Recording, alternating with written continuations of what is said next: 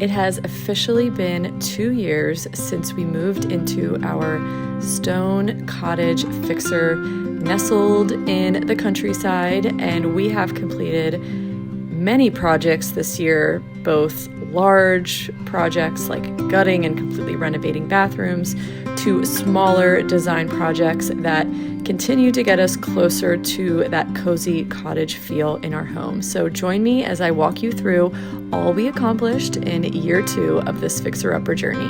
Hello friends, welcome back to the cottage. I am so excited to walk you guys through everything we've done in year 2 of this renovation. We have officially been living here for 2 years. Technically, we've been working on it for 2.5 years because we did a lot of work before we moved in. To give you a quick recap, if you are new around here, in 2023, we sold our dream farm with our dream historic farmhouse because we wanted to basically buy something that cost far less, that was much smaller, so that we could continue to live the lifestyle we wanted to live. We wanted to kind of bow out of the hustle that was required to make the money we needed to continue to make to remain at that property, because we just kind of came to a point where we decided that stressing and working to that extent to where it infringed upon our family life and the family culture we wanted to create simply was not worth it. So we sold the dream. We found this absolute diamond in the rough property in the same general area. It's less than half the size of the farmhouse. It costs about half the price of the farmhouse. So we were able to sell the farmhouse and now fix up this house with cash. This cottage home is approximately 85 years old, but it was built to look like an English cottage in the Cotswolds. So the bones of the house are incredible. However, when we purchased it, it was a complete fixer-upper across the board. As far as the interior, nothing had been touched in, I don't know, since maybe the 1980s. It was incredibly outdated. Everything needed to be updated from a cosmetic standpoint, but also all the not so fun things needed to be updated as well, like electrical and septic and roof. So in year 1, we did just that. We changed over all the electrical from knob and tube. We had to put in a new septic. We had to put a new roof on. We ended up putting on new siding in that first year, which wasn't our original plan, but it turned out that it just had to be done. And then as far as the inside, we completely renovated the kitchen. We actually opened up the 2 rooms that were down here on this floor. Both the dining room and the kitchen were completely separate. We opened up the 2 walls as much as we could to make it more of a cohesive space. We completely renovated the kitchen and decorated it kind of in an English cottage style. We also completely renovated the room right off the kitchen, which we use as both pantry space and also our laundry room. And we renovated one of the 2 bathrooms. This is the hall bathroom that is on the first floor. So that brings us to year 2. We have a lot of projects under our belt from this year, some larger, some smaller. First up, I wanted to share one small update we did to the kitchen. If you guys remember from that reveal video, we have a window that is right behind the sink, and it's kind of this really awkward wall with a weird amount of space and with 2 upper cabinets that are just kind of floating. And I just put up some plates and I put a shelf up above the window just to kind of fill the space, but I never really liked it. So this year we went ahead and built a few little floating shelves that kind of have like an antique look to them. And then we also built a very simple plate rack to go above the window. So this just kind of fills in this space more. It allows me space to decorate and kind of create that cottage feel. It's also a good spot to kind of bring in seasonal decor in the kitchen, which is really fun. They were very simple to build. We just painted them the same color as the beadboard, which is Gallery Buff by Benjamin Moore. And I just love the way that it kind of finishes off this space, and now the kitchen really feels done. Another project we started on last year and finally finished this year is that hall bathroom on the first floor. So this is the tiniest little bathroom you've ever seen. We did renovate it actually before we moved in. So briefly, here's what we did. We enlarged the shower. It was the tiniest shower known to man. It was like, I mean, you can't even call it a closet shower. It was so small, but it actually butted up to the closet in the bedroom next door, which was a very awkwardly deep closet. So we were able to steal a little bit of space from the closet to actually make the shower a little bit bigger, which worked out really well. It's still a small shower, but it's much better than it was before. We put all new tile in there. We put new tile on the floor. We installed an antique vanity I found and thrifted, and we put a sink on top. When I say we, my contractor did all this work. So we completely modernized this bathroom, and cosmetically it looked so much better, and it also functioned a little bit better with that larger shower.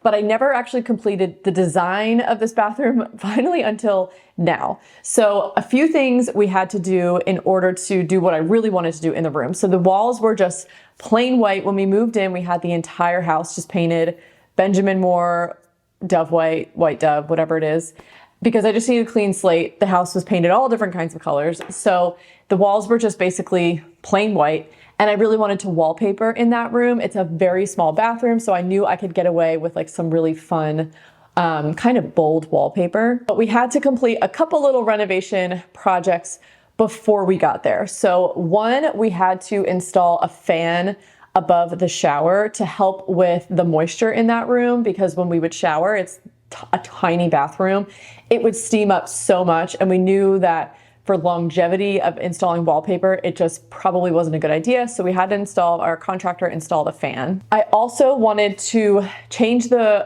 lights from two sconces on either side of the mirror to a singular light above the mirror. And that's because the door of this little bathroom would actually slam into one of the sconce lights. And it didn't take long before my brawny little 2-year-old at the time son opened the door hard enough to shatter the light. So for a long time, we just had a broken light and a regular light, and I knew we had to move it up to the top. This is one of those things that we should have done when we were renovating originally, because we did come across this problem. But if you've ever been like gutting a house and have a million projects going at once, it was just one of those things where we were like, we'll just deal with that later down the line. So we had our contractor get rid of the sconce lights and put one above the ceiling. While we were wallpapering, the light kind of broke. We still need to fix that, but I just had to film this video, so the light looks really wonky, but it's a cool antique light. It just needs a little love to get it back in its right order. The only thing I didn't know about moving these sconces, and there might be a way that you could completely not have this issue, but he just kind of capped those areas, and those caps are still there. I still have to wallpaper them. I think it's going to take like major attention to detail in order to disguise them properly with the wallpaper. And again, I really just wanted to film this video and share it with you guys. So I don't love that, but maybe that was the only way. I don't know. That was not something I like discussed with him. It was just kind of like, this is how it has to be. The other small renovation thing we had to do in there before wallpapering was remove the open shelving. So there was some open shelving in like the tiny little closet space of this bathroom.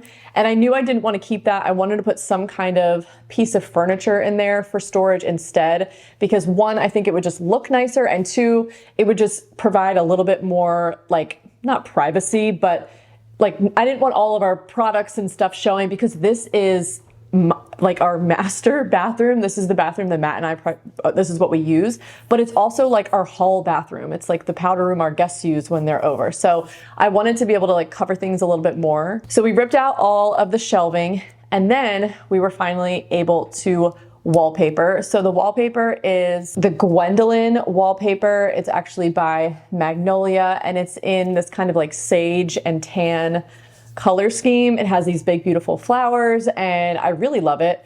I mainly chose it because I felt like the colors really flowed with the other, like the color palette we kind of have on the first floor with the family room nearby. And I love that it's kind of big and bold without being too like grandma cottage floral, because I feel like that's really in right now, and in a few years I'm not gonna like it. So I wanted to pick something that didn't kind of have that vibe, but still gave that like that floral I was looking for. And then we finally found a little piece of furniture that we could tuck in there. This is another thing that really held up this project, because I had been looking and looking and looking for the perfect little antique to tuck in that corner. And I finally just had to pick something. So this is not necessarily my favorite. This is not necessarily what I was like dreaming up in my mind as far as like a little teeny shallow antique hutch for storage. And I might still continue to look, and maybe one day I'll come across what I'm dreaming up in my head. But it's just this very simple wooden hutch that allows us to store the bathroom products we need to store. It's a little short. I wish it was taller, but again, it works. It at least works for now. And I think it was like $30 on Facebook Marketplace. Renovating and designing homes has become a huge passion of mine. But another huge passion of mine that most of you guys know is nutrition and really holistically taking care of myself and my family. And with all of the projects that we're always juggling, just in addition to a normal, very full life, I definitely rely on a few key supplements to help fill the gap. But as an RD, I am definitely picky about which supplements that I take.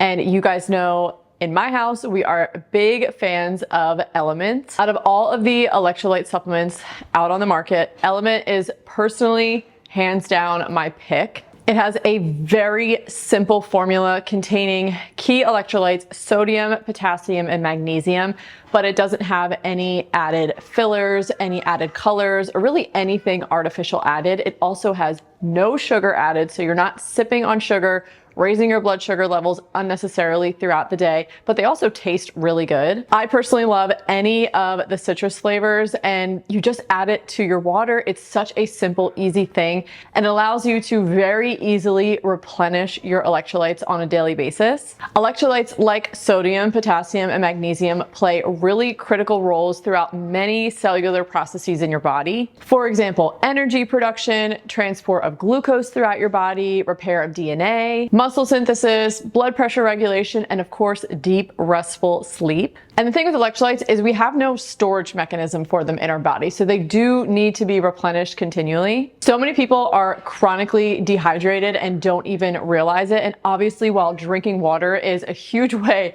to stay hydrated, your electrolytes really need to be in those optimal ranges, not only for your cells to function in the way that they're supposed to, your body to function, but also for you to feel your best, which is why I just love to add Element to my water every day. So if you guys want to check it out for yourself, right now Element is offering you guys a free 8-flavor sample pack of all of their most popular drink flavors, free with any Element order. This is such a good way to try out the different flavors. Like I said, I like any of the citrus flavors, but you'll probably find that you have a favorite. You can get yours at drinkelement.com/Becca Bristow. That's drinklmnt.com/Becca Bristow. So that completes the downstairs hall bathroom. Speaking of bathrooms, we also did a complete renovation of the second bathroom, the only other bathroom in the house, which is on the top floor, and it's mainly our kids' bathroom. I did an entire video walking through this whole process, so I can link that video for you guys if you want to see all the details. But at a high level, we basically redid everything. We took out the old tile, which revealed the hardwood floors, the original hardwood floors that were underneath that I did not even know were there. So we're able to refinish those. We also moved the tub from one side of the room to the other. Again, this is a small bathroom. It's a little bit bigger than the downstairs one, but it's still not big. And I knew we needed to have a shower in this room. So because it's sloped ceiling on the one side where the tub was, we knew we wouldn't be able to get a shower head there. So we moved the tub to the other side. We kept the toilet where it was. And then we actually put a sink on the opposite wall where the tub was. We ended up going with one of those giant wall mount sinks, which I love.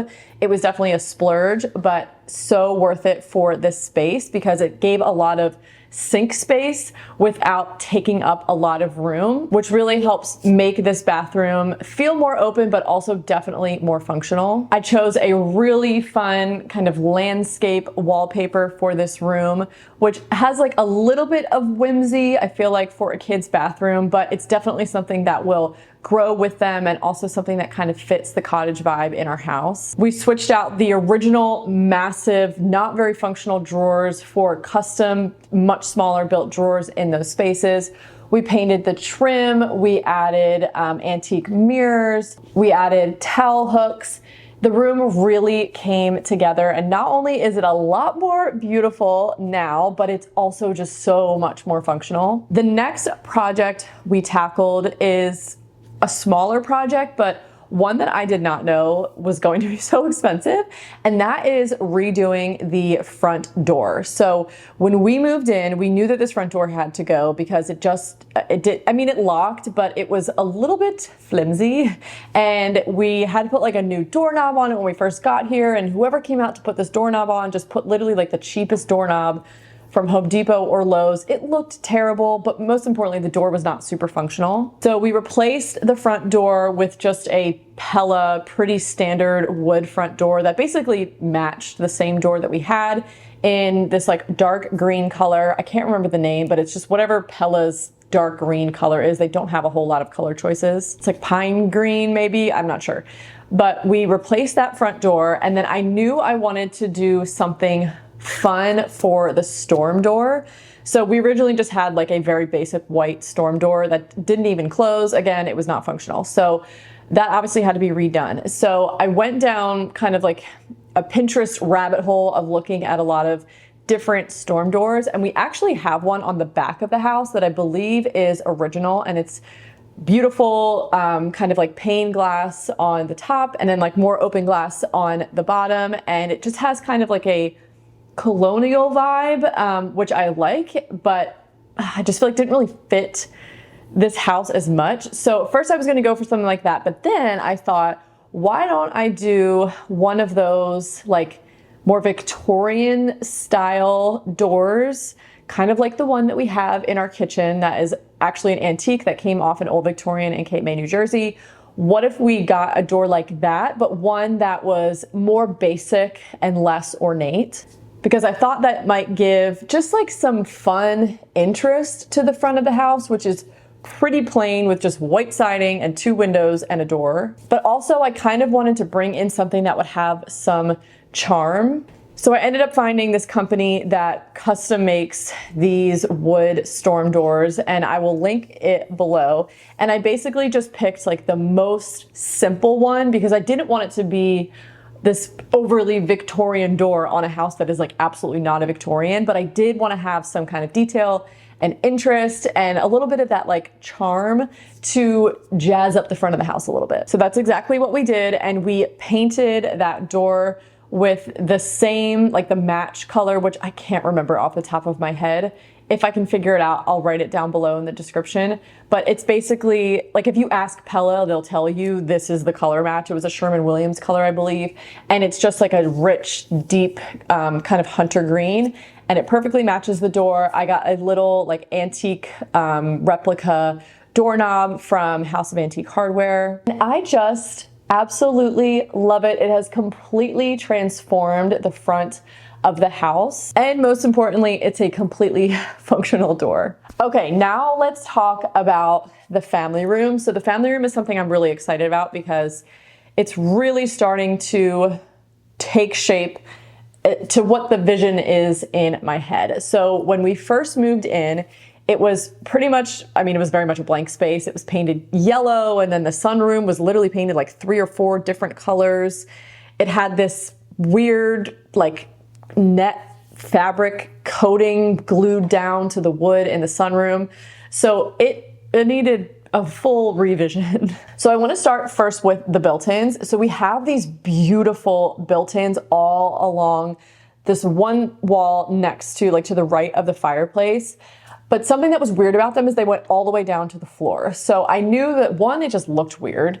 And 2, I knew that I was never going to be able to decorate those bottom shelves because my kids would just like pick it up and play with it, and they'd be sticking toys on there. So I knew that we had to do something about that. So we had some cabinet doors made, some inset cabinet doors from like an Amish cabinet door company. And they shipped them. I mean, it took like maybe 6 or 8 weeks or something, and then they shipped them to us, and then we had our contractor install them.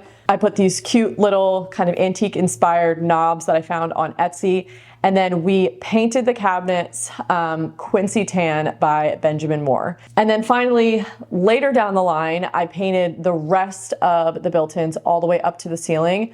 I went back and forth in my head a million times on how exactly I wanted to paint this room. Originally, we had installed some chair chair rail molding going around the room, and we painted the bottom half quincy tan, and then we were going to put picture molding on all around the bottom section of the room and obviously paint those to match. Something about the plaster walls in this home, they just literally reject nails. Now, this is not my first time dealing with plaster walls. We've had plaster walls in several of the houses, at least one or two of the other houses we've lived in.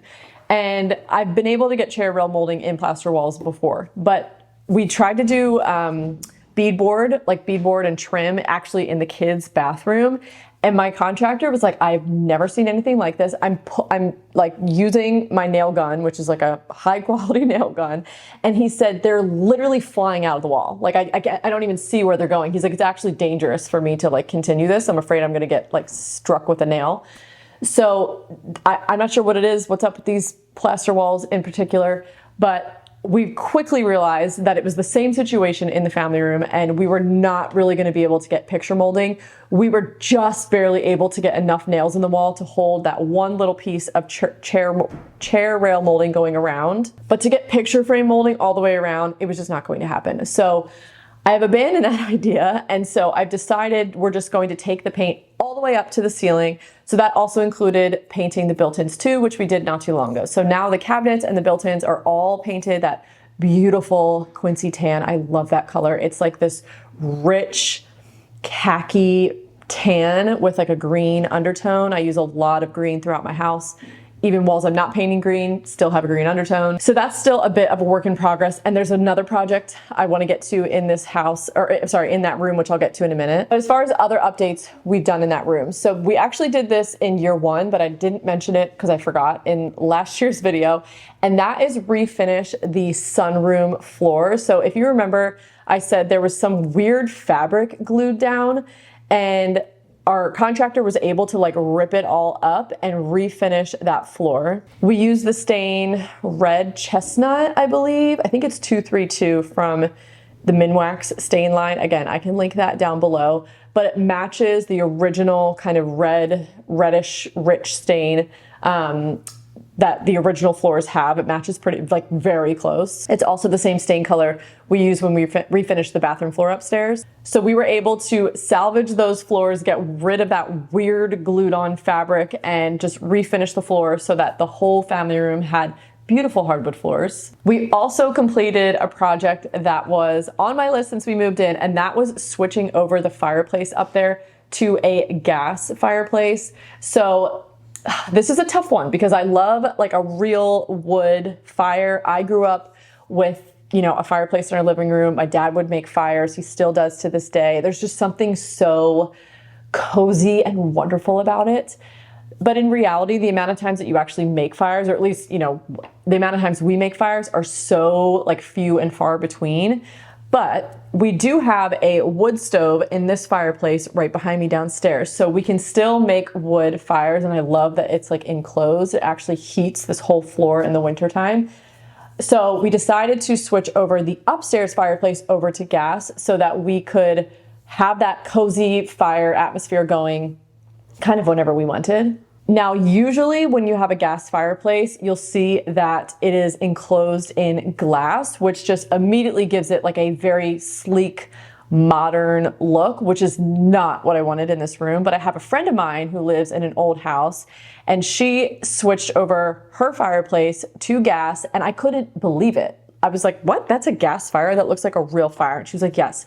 Just don't do the glass and just put like a regular fireplace covering over it, and people will never know the difference. And she's totally right. So we switched it over to a gas fireplace, and I actually got the kit for it off of Amazon of all places. I can link it down below. It was very affordable.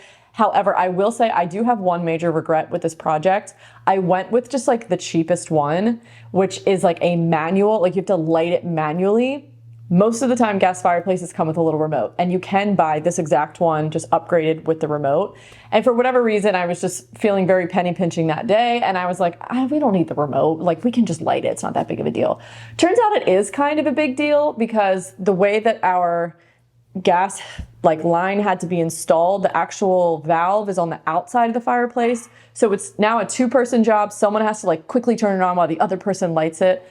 And it is actually kind of cumbersome. It absolutely would have been worth, for like all the years that we're going to have this fireplace, it would have been worth to just pay the few extra $100, I think, to have the remote. So I'm just being honest, that's one of the regrets that I have. So if you go through this in the future and you install one of these in your house, I would get the remote. We also upgraded our couch covers in this room, which was kind of a fun purchase because I got to change the color of our couches. So we have had the same 2 6-penny, we have the Elias, I think is how you say it, couches, and we really love them. I have no complaints about them. They are excellent couches. They're very comfortable. They're very spacious. We have 2 of them, and we've had them since 2019. The couches themselves are in excellent shape. They are like new, but the couch covers, it was really just the seat cushion cover. Through all these years of kids and dogs jumping up and all of that, they started to break down is really what happened, and we started getting holes. So we decided to invest, instead of investing in full new couches, which we really didn't need and is quite an investment, we decided to just invest in new couch covers, which will hopefully last us another 5+ years, especially if I'm a little bit better about taking care of them. So this time I decided to go with 2 different colors instead of having like a matchy. I wanted more of like that kind of collected look. So I went with 2 different colors. One cover is the color Oat Flower, which is kind of a darker tan. And then the other is Quiet Sage, which is like a deep, rich green. And my color palette for this room is tans and greens and creams with like pops of very subtle pink. So this just flows really nicely. And I like both of these colors against that Quincy tan paint color. And we also finished a smaller project that I had been putting off for a very long time, and that is creating a gallery wall on the big giant wall we have behind the green couch. For a long time, I debated how to decorate this wall because it is so expansive, which I feel like makes it kind of difficult, but I knew I had to do something. We couldn't just leave it blank. So the first thing that we did was we installed in the middle this big giant antique mirror that we already had from our last house.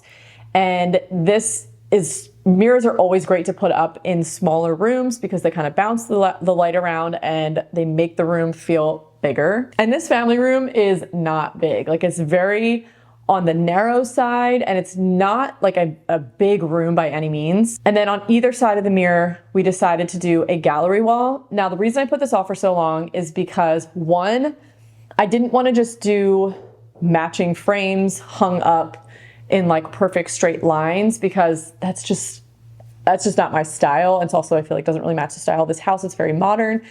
2, I needed to collect a bunch of different frames that were all different and yet still went together. And then 3, I put it off simply because both my husband and I are very much like eyeball kind of people. Like, we don't do a whole lot of like measuring and math to make things precise. It's just not how we roll. But at the same time, you kind of have to be precise with a gallery wall, or else it just ends up looking like crooked and not great. So I just kind of put it off for a long time because I didn't want to mess it up.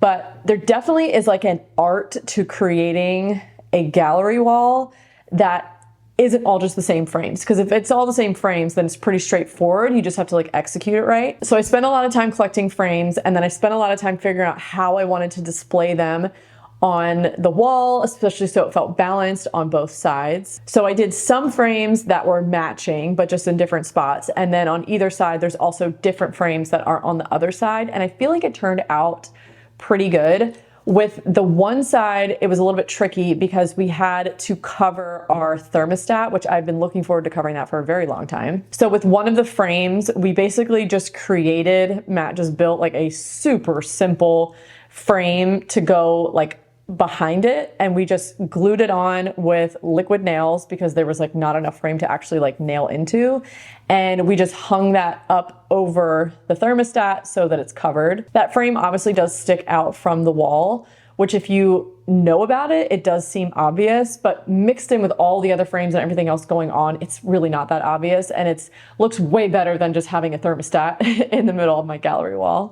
I still need to actually put the pictures in, which is now the easy part. The hard part was installing it, and we got it installed, and that wall is looking so much better. And like I said earlier, we are going to be painting the rest of the wall Quincy tan. We just haven't gotten there quite yet. And then the final project I want to do in this room that hopefully will happen sooner rather than later is create faux beams on the ceiling. I'm a little nervous to do this because I don't want to mess it up, and I want it to actually look like there are beams.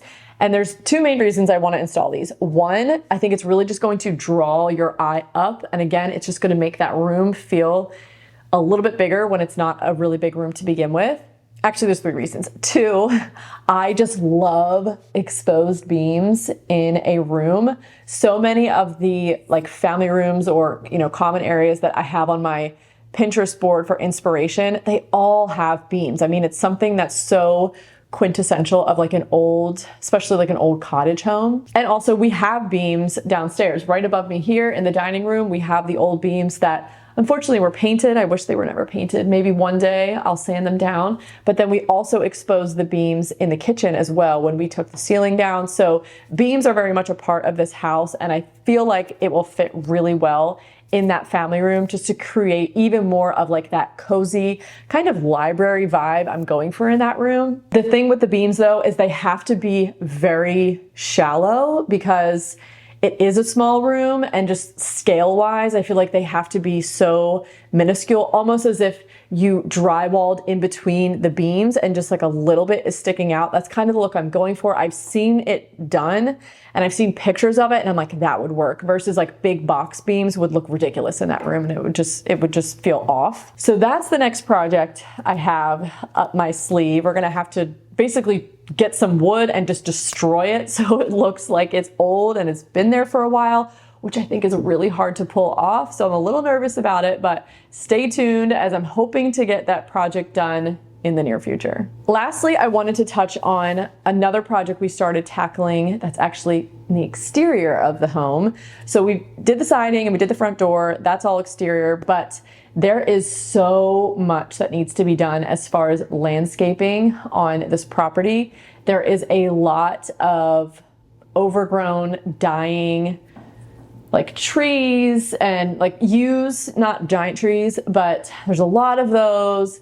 There are hostas galore, which I like hostas. I don't mind hostas, but I don't want my entire property covered in hostas. So there's a lot of gardening, a lot of landscaping that needs to happen. So I started with the front gardens this year. There's these two plots on either side of the stone walkway up to our house, and I want to make that like a beautiful cottage flower garden. So we got started on that this year. It's definitely, I know, because it's mostly perennials, it's gonna take a few years to really come even close to what I'm imagining in my head. So it felt like a really slow kind of like womp womp start. But I have shared here in another video like everything we put in the garden, but we basically just installed a bunch of flowers that are perennials that do well in the shade. Like we've got some dwarf hydrangeas. I do have some David Austin roses, which are kind of doing okay. We'll see how the next couple of years go. I am totally new to flower gardening. This is the first time I've literally done any flower gardening. So learning a lot, but excited to see kind of where that project goes over the next several years. And we also installed a vegetable or like a kitchen garden in the backyard. Matt built a big giant deer fence around some raised beds. So far, we've only built 3 of the 6 raised beds I want to have.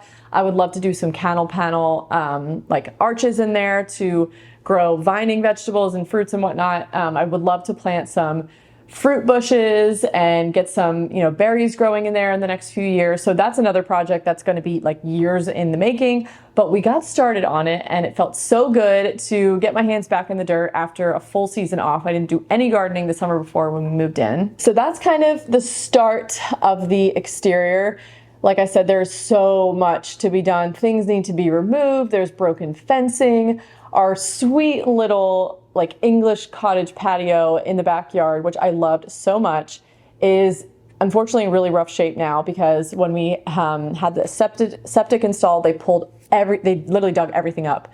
They removed the entire patio. They did put it back, but since putting it back, it's now starting to sink in places and it's just looking really rough. So that's like another big project that we'll have to tackle down the line. So lots and lots to do, but that's okay because we like having projects, and I love having this home that was just completely up for the taking as far as renovating and decorating.